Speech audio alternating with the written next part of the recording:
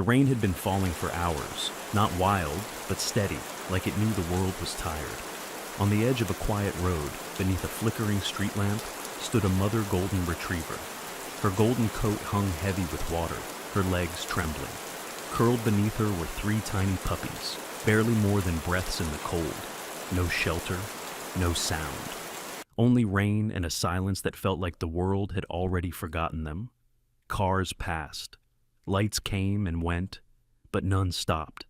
Until an old man with nothing left in his life pulled over. But what could he offer them, when he couldn't even save himself? The rain had been falling since before dusk, a slow, relentless curtain that dulled the colors of everything it touched. No thunder, no wind, just a steady rhythm against rooftops, tree branches, and the long, cracked roads winding through the forgotten edges of Gray Hollow. This was not a storm meant to frighten, but one that lingered like sorrow, familiar, unshakable. And down Route 12, under a hanging mist and flickering streetlight, an old pickup truck rolled steadily through the evening gloom. Behind the wheel sat Jack Rourke, a man carved from silence and years. 60 years old, Jack had the weathered look of a man who had worked with his hands his entire life. Deep-set eyes framed by crow's feet, a square jaw softened slightly by a white, close-cropped beard. His once coal-black hair was now silver and thin, swept neatly beneath a faded blue cap bearing the rusted logo of Midwest Lines, the railway company he had given nearly 3 decades of service to. Broad-shouldered and slow in movement, Jack carried himself with the weight of a man who had outlived more than just co-workers. He had buried his wife, lost touch with family, and traded conversation for radio static years ago. Retired, widowed, and alone, he kept to himself on the edge of town, in a 1-story house that still smelled faintly of old tools and rainwater.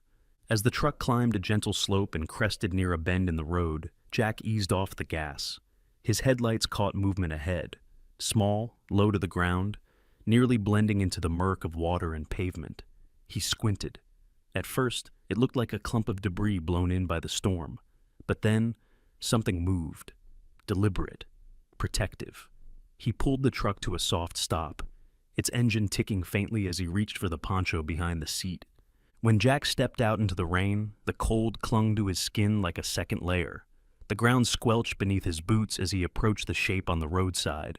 There, under the dim reach of the street lamp, was a dog, a golden retriever, visibly emaciated, her soaked coat hanging like a curtain of mud-streaked gold. Her legs were shaking. Beneath her, nestled close to her belly, were 3 tiny pups, no more than a few weeks old, barely large enough to be seen under her frame. The mother lifted her head and met Jack's gaze. Her eyes were wide, amber, and filled with something between exhaustion and fear. A low growl escaped her throat, not aggressive, but protective, uncertain. Jack didn't move closer. He knelt down slowly on the wet pavement, letting the rain collect in his beard, his breath forming small clouds in the cold. "I ain't here to hurt you," he said quietly, voice cracked with time and unused warmth. "Just want to help." He reached into the poncho and pulled out a thin, worn towel, one he usually kept for tools or wet boots. Gently, he extended it toward one of the pups. The dog's growl faded into a short, rasping breath. She didn't move, but didn't strike either. Jack wrapped the first puppy in the towel and placed it on the back seat of the truck, returning for the second, then the third. Each was trembling, their fur slick and their paws raw from walking. He noticed, as he picked up the last pup, that it didn't react at all, not a twitch. Frowning, he bundled it anyway. The mother was too weak to stand, so he lifted her carefully, cradling her against his chest. She was lighter than she should have been, ribs like folded cardboard under her fur, her breath hitched in his ear. Jack set her in the truck beside her puppies and closed the door gently behind him. The drive home was silent except for the sound of rain on the windshield and the occasional whimper from the pups. The heater blew lukewarm air, not nearly fast enough to dry them, but better than the freezing outside. Jack's eyes flicked to the rearview mirror more than once. The dog had curled her body protectively around the 3 pups again, her eyes fluttering shut, though never completely. Back at his house, an aging, single-floor place tucked behind a line of old spruce trees, Jack pulled into the gravel driveway and parked beside the detached garage. He stepped out into the cold, popped the rear door open, and carried the pups in first, setting them down on a folded blanket in the corner of the garage. Then he came back for the mother. She whimpered slightly when he lifted her again, but didn't resist. The garage smelled faintly of oil and cedar wood. A dusty kerosene heater stood near his workbench, and Jack fired it up, placing a metal pot of water on top to warm. He retrieved a box of cleanish towels from an old storage bin, laid them out around the dogs, and began drying them one by one, muttering to himself like he hadn't in years. He didn't bother with names, not yet. Just focus. Dry them. Get the warmth back. Breathe. The mother licked the muzzle of the second pup weakly as it whimpered and curled tighter into the blankets. The first was asleep. The third still hadn't moved. Jack turned it over gently, feeling along its ribs, his fingers catching on a strange unevenness beneath the fur. He brought it closer to the light. Across its side, barely visible under the wet golden fur, was a flattened patch of skin and a line of broken scabs, old and partially healed, but unmistakable. Like something large and heavy had pressed down with force. Jack winced. It wasn't fresh, but it hadn't been treated either. The injury told a story of weight, trauma, and neglect, of a small body stepped on and left to recover or not. Jack looked at the puppy's face. Its eyes were open just a sliver, breathing shallow but present, still alive. He wrapped it in the thickest towel he had and placed it nearest to the heater.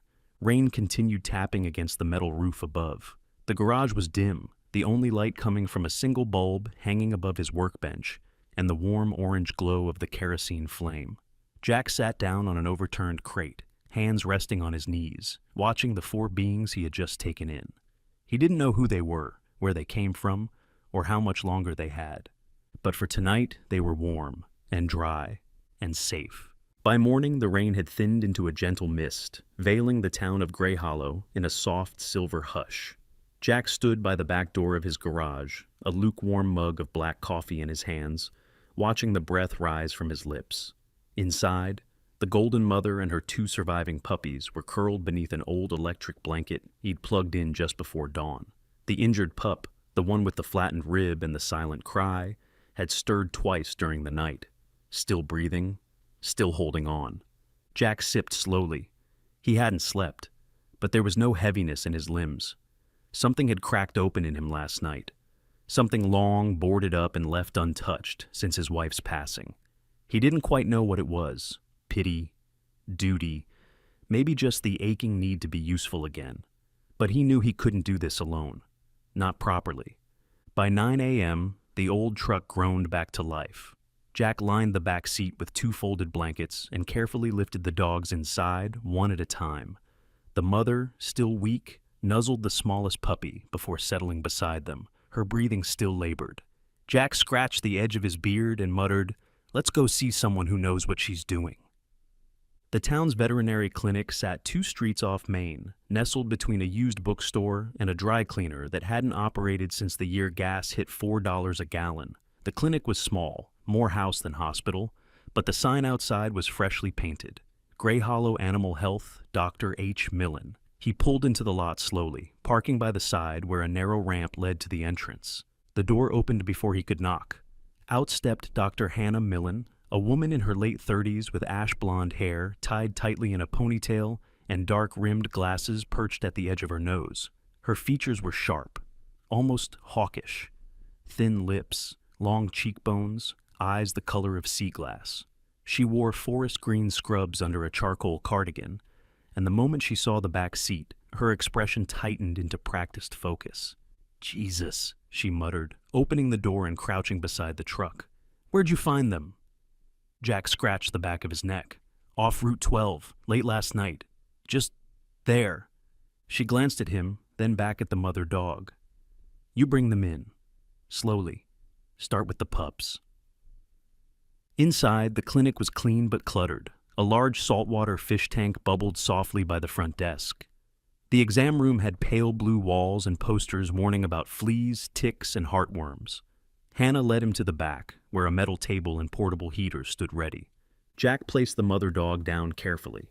Hannah began the exam, running gloved hands along her legs, hips, and sides. When she reached the underbelly, she paused. "This is a scar," she said quietly, parting the fur. "A long one, surgical, Probably a C-section. Jack furrowed his brow. You mean someone delivered her pups that way? Someone without proper training, Hannah replied. It's jagged, not sterile, done fast, maybe in a barn or a garage. She looked up at him. This dog's been through something rough, and she was bred deliberately. Jack's shoulders stiffened. You think it's one of those puppy mills? I think it's likely. And if she came from one of those places, there may be others out there in worse shape. Hannah turned her attention to the smallest puppy, the injured one, and gently felt along its ribs. Her face clouded. This one has an old fracture, she said, likely from being stepped on. It's not infected, but the pain could be why it's not nursing properly. She moved with quiet authority, setting up fluids for the mother, a heat lamp for the pups, and scribbling notes on a clipboard.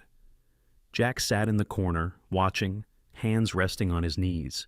He hadn't been in a room with this much movement in years. As Hannah worked, the bell above the front door chimed. Footsteps echoed lightly, and then a voice, soft but firm, called out. Aunt Hannah, I brought you the files from... The voice stopped as its owner stepped into the room and caught sight of Jack. She froze. It was Emily, Jack's niece by marriage. She was 28, slim and straight-backed, with curly chestnut brown hair falling to her shoulders.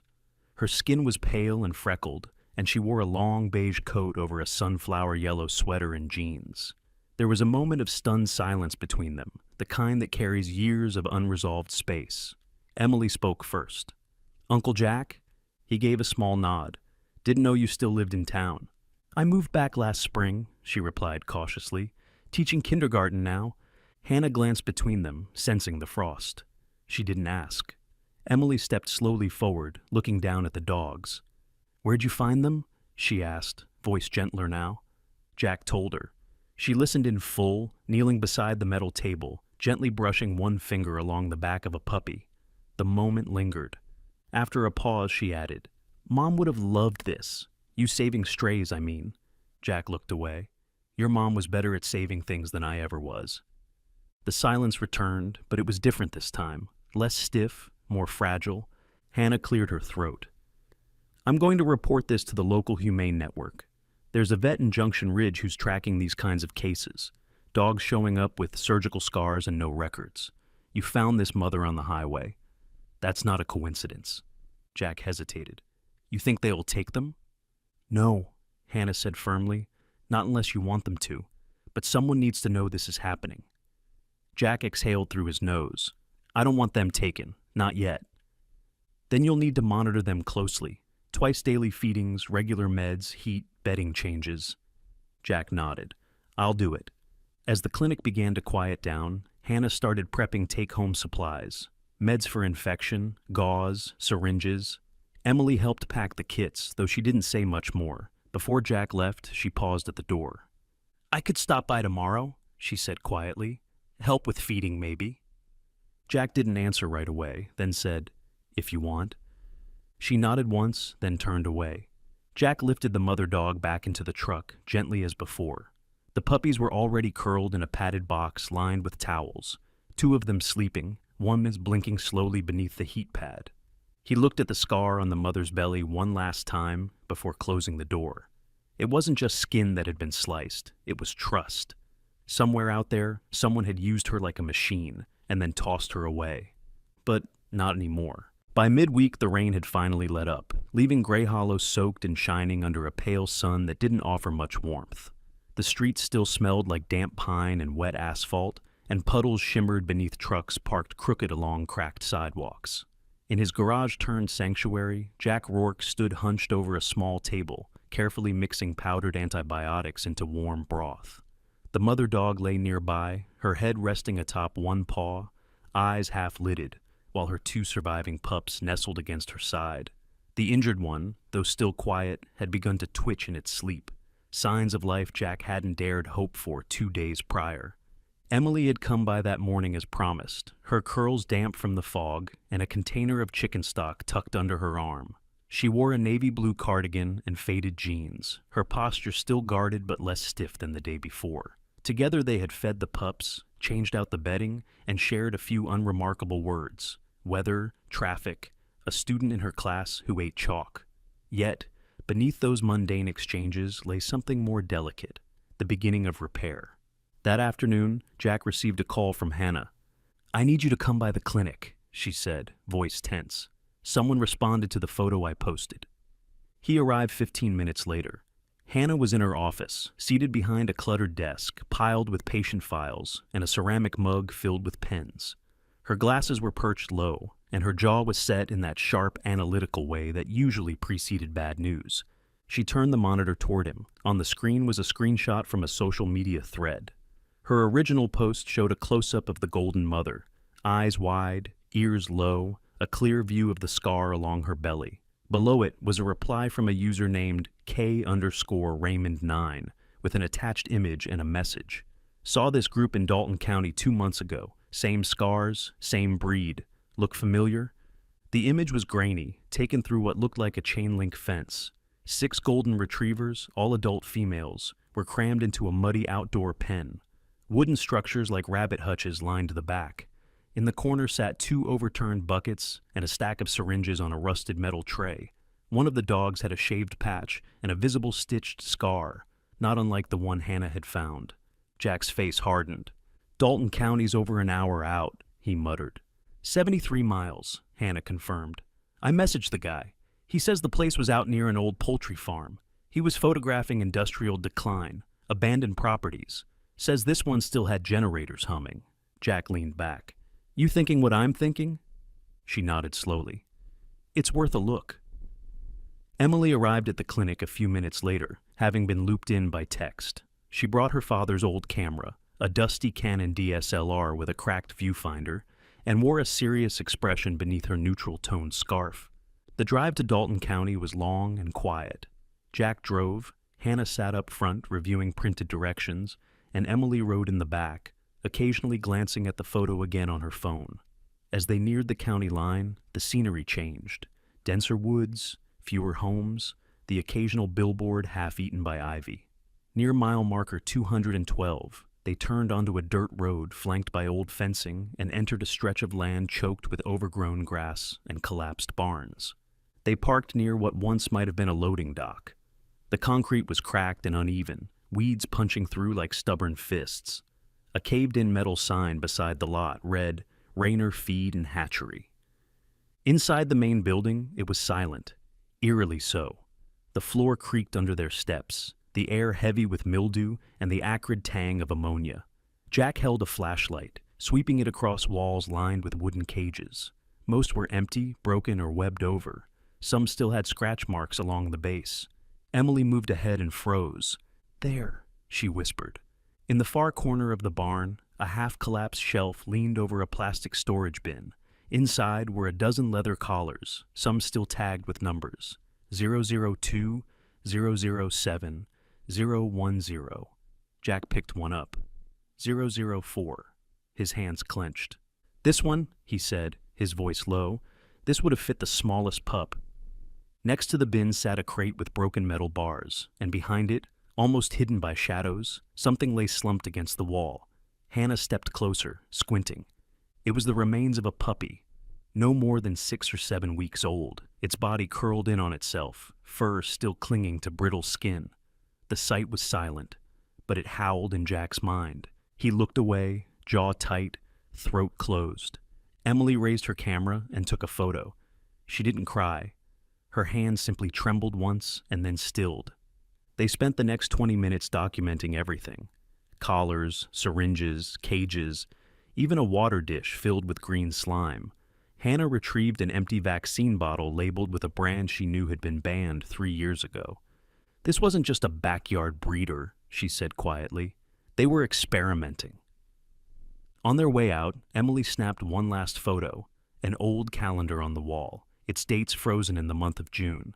Someone had circled the 14th and written one word beside it in black marker: Cull. Back in the truck, the silence was heavier than before. Jack drove with both hands tight on the wheel. The image of the dead pup still sat at the edge of his vision. When they got home, he carried the supplies inside first. Then he unwrapped the 004 collar and held it next to the smallest pup sleeping by the heater. It fit exactly. The pup stirred slightly, opening one bleary eye before drifting again. Jack didn't speak. He placed the collar in a drawer beside his workbench and closed it gently. The morning after the Dalton County trip, Gray Hollow was blanketed in the dull hush of early fall. The trees had just begun to yellow, and a crispness lingered in the air like a held breath. Jack stood at the edge of his backyard, gripping a post-hole digger, sizing up the rotten length of fence that curved around the rear edge of his property. The wooden slats, weather-warped and soft with age, leaned at tired angles like bones too old to hold their shape. Emily crouched beside a pile of new boards, measuring and marking with pencil lines on her notepad. She wore a pair of thick work gloves, a canvas apron smeared with paint and dirt, and had pulled her dark chestnut curls into a bun that was already beginning to fall apart under the morning breeze. She looked nothing like the prim kindergarten teacher her students saw on weekdays. There was a steadiness in her eyes today, one that reminded Jack of her mother, calm, focused, and quietly stubborn. They worked for nearly an hour in silence. Jack dug the holes, Emily measured and handed off the lumber.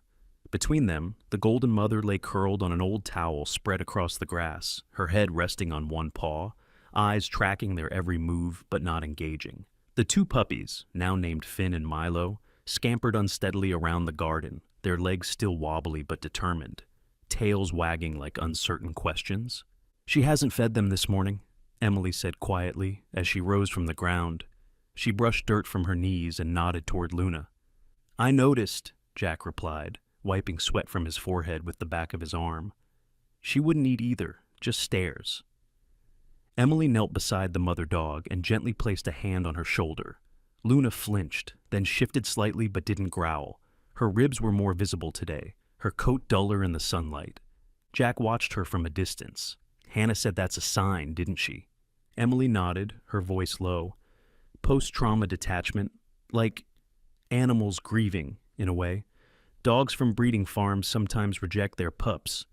Their instinct gets overridden by what they've been through." Jack sighed and leaned against the new section of fence. She protected them in the rain, but now that they're safe... "She's shutting down," Emily finished. They didn't speak for a while after that. Finn began nosing at Emily's shoelaces, while Milo batted at a fallen leaf, occasionally tumbling over himself. Their joy was quiet but contagious. Emily smiled faintly as she picked Finn up and placed him gently on her lap. "I think they've started recognizing me," she said. "They like your voice," Jack replied. "You talk to them like they matter."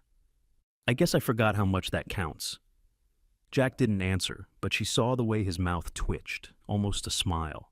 Later that afternoon, after the tools were packed and the new fencing stood firm against the breeze, Jack returned inside to check the feed schedule Hannah had printed out.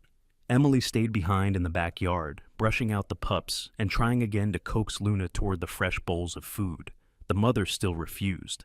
As the sun began to dip, turning the sky amber and lavender, Jack came back out with a weathered, motion-activated trail camera. He climbed onto a low stool near the garden fence and began strapping it to the trunk of the maple tree that overlooked the back lot. Emily tilted her head. "Expecting wildlife?" "Not the kind with 4 legs," Jack muttered. "Someone was outside the garage last night. Thought it was raccoons, but the gravel was too clean." Emily stood slowly. "Are you sure?" He nodded, not looking at her. "I checked the side camera this morning. Grainy footage, but clear enough. Man wearing a hood. Walked to the edge of the garage, turned around. No flashlight. Didn't knock. Didn't speak." "Did you get a plate?" Jack shook his head. It was too dark. Motion light didn't catch him in time. Emily glanced toward the woods that bordered the property. Gray Hollow was a quiet town, but this part, where houses sat acres apart and lights were few, was quieter still. Too quiet sometimes. "Do you think it's connected?" she asked, voice tight. Jack finally looked at her. "I don't believe in coincidences anymore." That evening, Emily left before dark. Jack walked her to her car, hands shoved deep into the pockets of his flannel. She hesitated before getting in. "You should call Hannah," she said, "or the police." "They won't do much unless something happens," he replied. Emily looked back toward the garage where Luna still lay silent beside the heater. "I think something already has." That night, the house was colder than usual. Jack lit the old stove in the kitchen, then sat by the window overlooking the backyard. He drank weak coffee and kept the lights low. Every now and then he glanced at the feed from the new camera, checking for movement. Inside the garage, Luna remained motionless for most of the night, her head lifted only to follow the shifting of the pups. Finn curled up beside her belly. Milo stumbled awkwardly toward the food bowl and back, whimpering softly when his mother didn't respond. Near midnight, Jack rose and made his way outside with a folded blanket. He knelt beside Luna, wrapped the blanket around her gently, and spoke in a voice low and steady. "I don't know who hurt you," he said. "I don't know why they chose you or what they took, but I swear to you, no one's ever going to take anything from you again." She didn't move at first, but slowly her eyes shifted to meet his. There was no trust in them, only fatigue. Still, she didn't flinch when he placed a hand on her head. As Jack rose to leave, Luna turned her head and licked Finn's ear once, a small gesture, but it made him stop in his tracks. He didn't smile, but something in his chest loosened. The morning arrived without sun. The sky was thick with pewter-colored clouds, and frost clung to the brittle grass like spider silk. Jack Rourke stepped outside just after 6, a flannel shirt pulled over his undershirt and a knit cap hiding most of his silver hair. The porch creaked beneath his boots. He squinted toward the garden, where the new fence stood stoically against the wind, and immediately noticed the shape curled in the dirt. Luna. She hadn't moved from that spot all night. Curled into herself beneath the withering autumn maple, she looked more like a shadow than a dog. Her fur, once a muddy gold, was now dull and coarse. Frost clung to the tips of her ears, and her paws were tucked beneath her chest, unmoving. Jack stepped forward cautiously. "Luna," he said softly. She didn't lift her head, not even a twitch of an ear. The bowls he had left out the night before, one with kibble softened in broth, another with warm water, sat untouched. The other 2 pups were inside the garage, wrapped in old towels, dozing beneath the heat lamp. But Luna hadn't come inside, not since yesterday morning. "Damn it," Jack muttered, kneeling. He reached for her slowly and touched her back. She wasn't cold, but her muscles were stiff. Her breathing was slow, shallow. Not from illness, he realized, but from something deeper. Resignation. As he brushed a leaf from her coat, a soft sound rustled nearby. Finn had pushed the garage door open with his nose and tottered outside, his steps clumsy but determined. He stumbled toward Luna and yipped once, high-pitched and earnest. He sat beside her, nudging her side with his tiny snout, then pawing at her shoulder. She didn't respond. Jack exhaled slowly. "You're not giving up," he whispered. "Not now." He gathered the puppy and held it close. Finn squirmed and tried to wriggle free, clearly wanting to return to his mother. Jack looked down at Luna again, and something in him cracked. He sat there next to her, in the cold morning silence, the wind tugging at the sleeves of his jacket, and let the weight of it all surface. "I had a son," he began, his voice rough like gravel. "Michael. He worked the rails too, followed me into the job, stubborn as hell. He always thought I was too quiet, said I should talk more, said I kept things locked up so tight I'd die with everything still in my chest." Jack paused, his hand resting on Luna's back. Her eyes flicked upward, just a little. He was 31 when the switch malfunctioned. Wrong signal sent. Train jumped the track, killed 3. He was the last one out, trying to pull a passenger free. I buried him with that man's jacket still in his arms. His voice trembled now, not from cold. After that, I stopped trying, moved out here, built fences, fixed roofs, listened to silence, didn't want anyone close, didn't want to lose again. He leaned down, pressing his forehead gently to Luna's. "But now you're here, and I don't think you're any more broken than I am." Luna let out a slow breath, then shifted slightly, just enough to press her body closer to his. Not trust. Not yet. But something like acknowledgement. From the porch, the sound of tires on gravel interrupted the moment. Jack turned to see Hannah's gray Subaru pull in. She stepped out quickly, her hair tied back in a knot, scarf looped around her neck, and clipboard in hand. She wore her usual green scrubs beneath a black windbreaker, and her face was set with urgency. "I called," she said as she approached. "Got something you need to see." Jack rose slowly, patting Luna once before heading inside with her. Finn scampered behind. Inside the kitchen, while the dogs warmed beneath the lamp, Hannah pulled out a printed document and placed it on the table. The collar, 004, I ran it through a wider database after what we saw in Dalton County, she said. Turns out, it matches a set of identification codes used in a case flagged in Missouri last year. A shipment of dogs went missing, illegally transported, unregistered, no health records. They were intercepted by highway patrol, but someone tipped the smugglers. The van was found abandoned. Empty. Jack frowned. And no one ever found the dogs? Not officially, Hannah said. The collars were tagged for a vet tech clinic that was shut down after a malpractice report. No trial, no records left behind. The assumption was that the dogs were redistributed to illegal breeders or labs. Until now, no matches turned up. Jack leaned over the paper. You're saying Luna and her pups, they could be part of that shipment. I'm saying, Hannah said grimly, someone moved those animals across state lines, and this little family, especially the pup with the fracture, they weren't just unwanted. They were discarded, possibly experimented on. Luna's scar wasn't from a careful hand. Jack's face hardened. Can we do anything? I've already contacted the Regional Cruelty Task Force, she said. But unless we can tie a current operation to the transport, it's just one more cold case. Jack's hands clenched. They were going to let her die. They did, Hannah replied. Only she didn't. For the rest of the day, Jack stayed with Luna. Emily arrived in the afternoon and helped clean the garage, replacing the towels, warming new broth. Milo was stronger now, playful even. Finn stayed close to his mother, curling up against her side and licking her ear every so often. Luna still didn't eat, but she didn't retreat either. She watched Jack with quiet eyes and didn't pull away when he sat beside her, his hand resting gently on her back. That night, Jack didn't go inside. He stayed in the garage, sitting on an overturned crate wrapped in an old blanket while the heater hummed low beside them. Luna lay a foot away, her head resting beside Finn. Milo snored faintly in the corner. In that stillness, Jack closed his eyes and breathed, for the first time in years, not out of habit, but out of hope.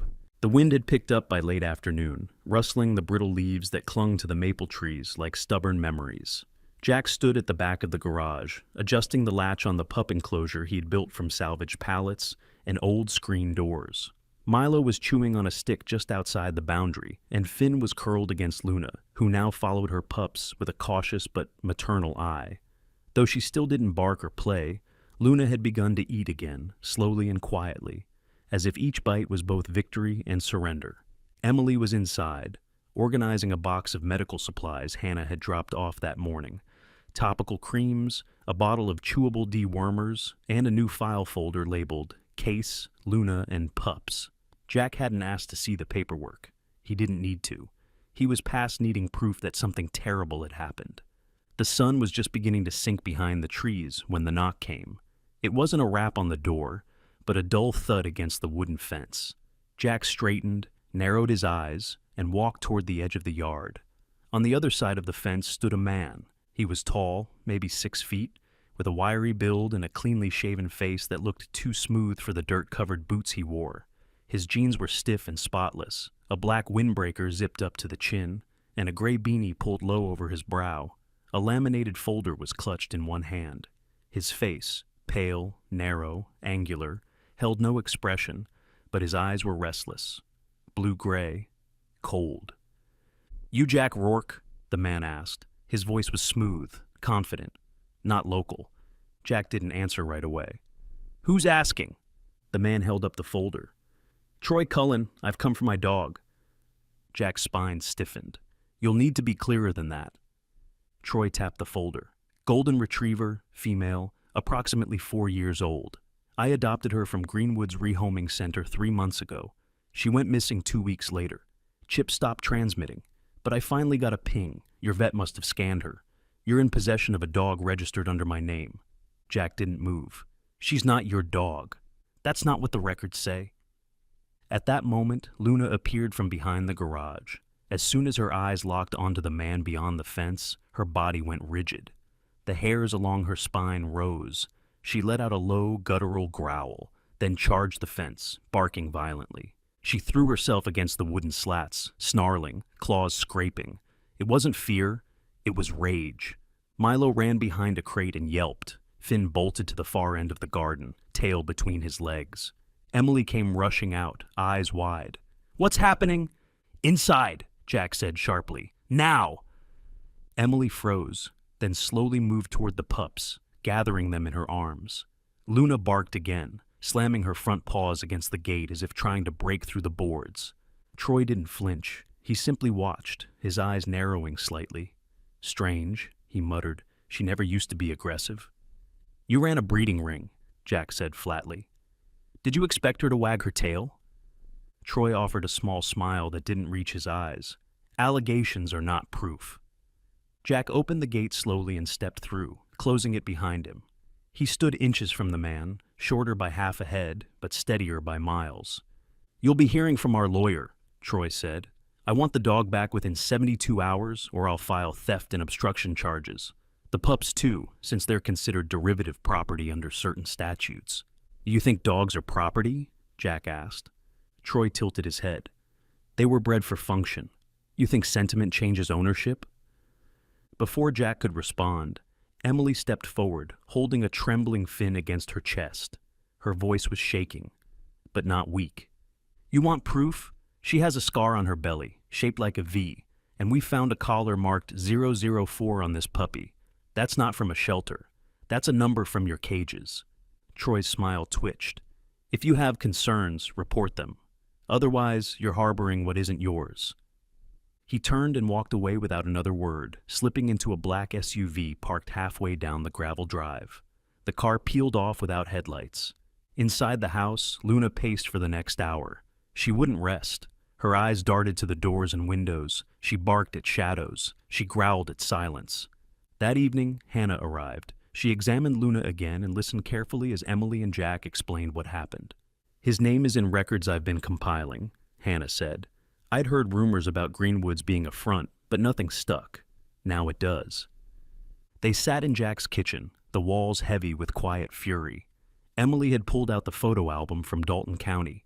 She pointed at the broken hutch with the circled date, Cull, June 14th. "It's him," she said. "He was there, or someone working for him." Hannah nodded slowly. "I'll contact the Humane Investigations Bureau, but this isn't going to be easy. He's careful, and rich." "We're not giving her up," Jack said firmly.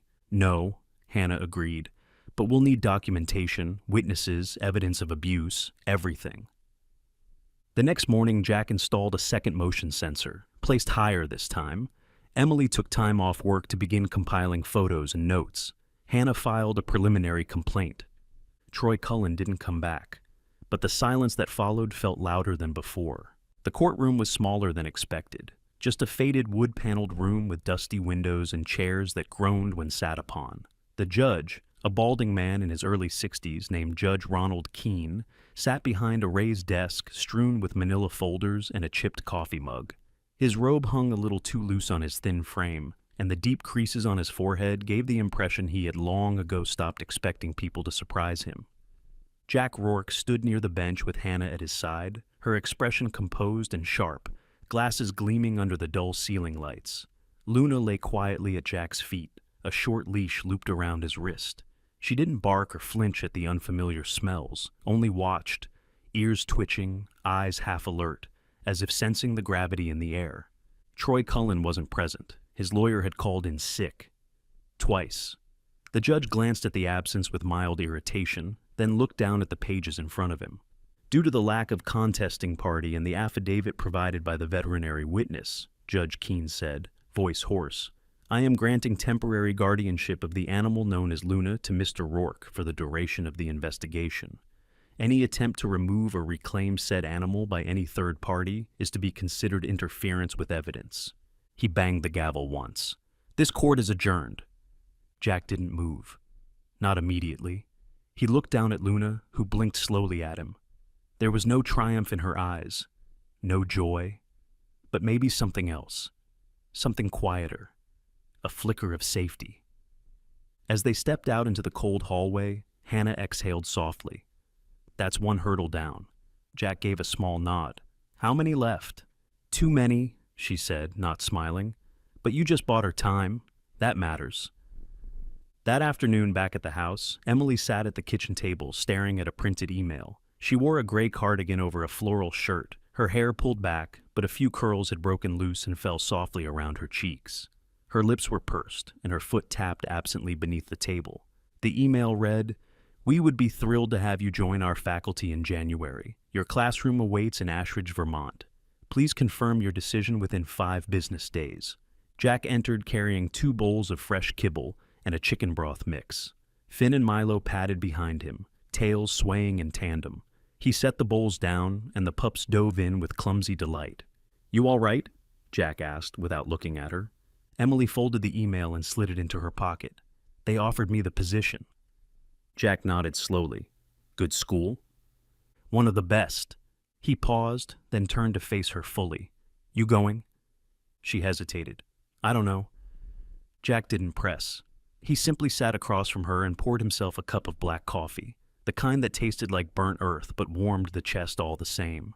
The silence between them wasn't empty anymore. It had weight, like bricks laid between 2 people who didn't know if they were building a wall or a foundation. Outside, Finn began barking, high-pitched and excited. Jack stood, stepping toward the back door. He saw the pup bounding in circles, tangled slightly in the thin nylon leash he'd begun training them with. Milo followed behind, ears flopping, while Luna stood near the porch, watching, not interfering. "I'll help with training," Emily said, stepping beside him, "if I stay." Jack looked at her. "They'll miss you." Emily glanced at the dogs, then back at him. "I think I'll miss them more." 2 days later, Luna killed a snake. Jack was in the garage sorting through a box of spare hinges when he heard the growl. It wasn't like her usual growl. This one was sharp, fierce, alarmed. He stepped outside and saw Luna hunched in the middle of the yard, body low, muscles tight.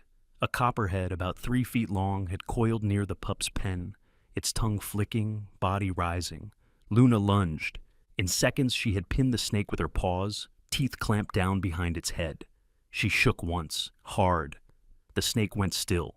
Jack ran forward, breath caught in his chest, but stopped short when he saw the body twitch once and go limp. Luna turned, blood streaked along her muzzle, and returned to stand beside Finn and Milo, who were frozen behind a crate. She didn't look triumphant. She looked resolved. Jack dropped to one knee and pulled her close. "Good girl," he whispered. That night, he told Emily the story while she prepared a bowl of sweet potatoes for the pups. She smiled gently. "She's not broken," Emily said. "Just protecting differently now." Jack nodded. "Maybe we both are." A few evenings later, a stranger arrived at the edge of the property. A tall man in his late 50s with a sun-weathered face, short salt and pepper beard, and a stiff gait like someone recovering from a back injury.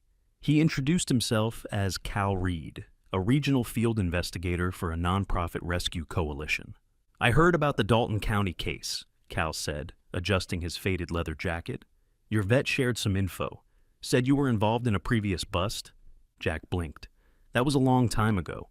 Cal pulled out a folder, weathered and scuffed. Inside were scanned documents, including a witness statement dated 1997. Jack's name appeared in the margin. "Back then," Cal said, "someone passed along evidence that helped break a multi-state operation. A man named Michael Rourke. Your son?" Jack's face froze. Cal continued gently. "He sent a photo log anonymously. One of our analysts traced the footage to a private rail transfer in western Nebraska. Weeks later, he was killed in what was called an accident." Jack's voice was low. "He died in a derailment." Cal nodded. "That's what they said. But the internal report never explained how a maintenance worker ended up on a train manifest he wasn't assigned to. We think someone found out he was working with us." Jack stood still, heart pounding in a way he hadn't felt since the funeral. "Why are you telling me this now?" "Because you're in this again," Cal said, his voice steady. "And you deserve to know. Michael tried to do the right thing, and someone made sure the story stayed buried." Jack didn't reply. Not then. He simply watched as Cal walked away, the man's figure growing smaller between the shadows of the trees. When Jack went inside that night, he opened the old metal box at the back of his closet. Inside were train pins, worn photographs, and a folded newspaper clipping of the crash. He placed the new folder beside them and closed the lid with care. The morning light spilled softly across Gray Hollow, warming the frost-kissed grass in slow golden strokes. It was one of those rare mornings that arrived without noise or doubt, the sky a quiet blue, the air still, and the wind gentler than memory. Jack Rourke stood at the new wooden gate, freshly painted white, hands in his jacket pockets. The sign he had mounted the night before swayed slightly in the breeze, the words etched into the grain with steady care. You can't stop the rain, but you can give shelter. Behind him, laughter rang out. Emily's voice, light and free, followed by the yipping of two excitable pups. Finn darted through the grass with Milo close behind, their golden coats shimmering under the sun. Luna trailed behind them at a calm trot, her ears perked and tail upright, occasionally glancing back as if counting heads. She was no longer the broken shell Jack had found trembling under the storm weeks ago. She was strong now, watchful, purposeful. The garage had been converted mostly by hand. Emily and Jack had worked for days to clear space, paint walls, add soft bedding, and stack the donated food bags in neat rows. The back lot now held 3 weatherproof kennels and a fenced play area, shaded by 2 towering maples. Locals had started calling it the Dog Patch, but the name painted above the front arch was official: Golden Rain Haven. The day had come far slower than they'd imagined, but it had come. Troy Cullen's arrest had been the first turning point. Jack remembered the call clearly. Hannah had burst through his front door, with her coat half-buttoned and mud on her shoes, holding her phone in the air like it weighed nothing. "They got him," she'd said, breathless. "Nevada State Police. He used a false name, trying to register a new breeder's license. Got flagged by the system after the Humane Bureau added the Dalton County footage to the blacklist." It wasn't just the footage that sealed the case. An anonymous whistleblower, a former assistant at Greenwoods, had come forward with voice recordings, ledger copies, and a list of all numbered collars sold through the Shadow Network. One of those collars, 004, was now sealed in an evidence bag with Jack's signature on the label. Troy had tried to run, but the truth had legs longer than his. Jack didn't like reliving any of it, but watching Luna stretch her legs and race beside her pups beneath the sun reminded him why it had mattered. Emily emerged from the garage carrying a clipboard and a roll of masking tape. She wore a burgundy sweater tucked into worn jeans, her curls tied back in a loose ponytail, cheeks flushed from the cold. She looked younger now, less burdened. Happiness, it seemed, had found ways to return in pieces. 3 new intake forms, she said. A farmer from Brookline found a litter under his porch. Their mom's missing, but the pups look healthy. Jack took the clipboard and squinted at the writing. "We have room?" Emily nodded. "Hannah's sending over crates this weekend." Jack offered a small, lopsided grin. "Looks like we're in business." A car pulled into the driveway just then, a pale green hatchback with a dented bumper. From it stepped Marla Dean, a plump woman in her late 40s with short red hair, thick glasses, and a permanent sunburn on her nose. She was one of the early volunteers, a retired postmaster, with a fondness for mutts and hot tea. "Morning," she called. "Got the fleece blankets you asked for? And a bag of peanut butter bones from Janet's store. Half off if you promise not to tell her accountant." Emily laughed. "You're a saint, Marla." "Only on Sundays," Marla winked. Inside the main room, Jack helped arrange the new supplies while Emily sorted through paperwork and fielded calls. The place buzzed with motion, but it wasn't chaotic. It was alive. The kind of alive Jack hadn't felt since his son's laughter had filled their old living room. That night, the 3 of them, Jack, Emily, and Marla, sat around a small outdoor fire pit with mugs of cider warming their hands. Luna curled beside Jack's chair, eyes half closed, while the pups slept together in a heap nearby. "I'm glad you stayed," Jack said, not looking directly at Emily. She didn't answer right away. "Me too." The fire crackled softly between them. After Marla left, Jack stood in the yard a moment longer, staring at the stars as they blinked gently into view. Emily had gone inside, humming a lullaby to the dogs as she passed their sleeping forms. Jack thought about Michael, about the fire in his son's eyes, the stubborn righteousness that had once put him on the path that would cost him everything. He wondered if somewhere, somehow, Michael knew that the story hadn't ended with silence. He looked down at Luna. She met his gaze and nudged her nose against his leg. "You did good, girl," he whispered. The wind had stilled, and for the first time in years, the rain had truly stopped. Some storms come without warning. Some lives are broken without reason, and yet, through an old man's kindness, a mother dog's silent courage, and 2 tiny paws that refused to stop chasing the sun, something miraculous unfolded. Maybe it wasn't loud. Maybe it didn't make headlines. But in that quiet corner of Gray Hollow, grace fell like gentle rain. Perhaps this is how God works. Not always with lightning, but with open hands and humble hearts. With second chances wrapped in fur and forgiveness that barks at your back door. If this story touched your heart, share it with someone who needs a reminder that healing can begin in the smallest of places. Leave us a comment with your thoughts, subscribe to the channel, and help us spread love. One story, one soul at a time. And above all, may God bless you, guide you, and protect every small creature who still waits for a miracle.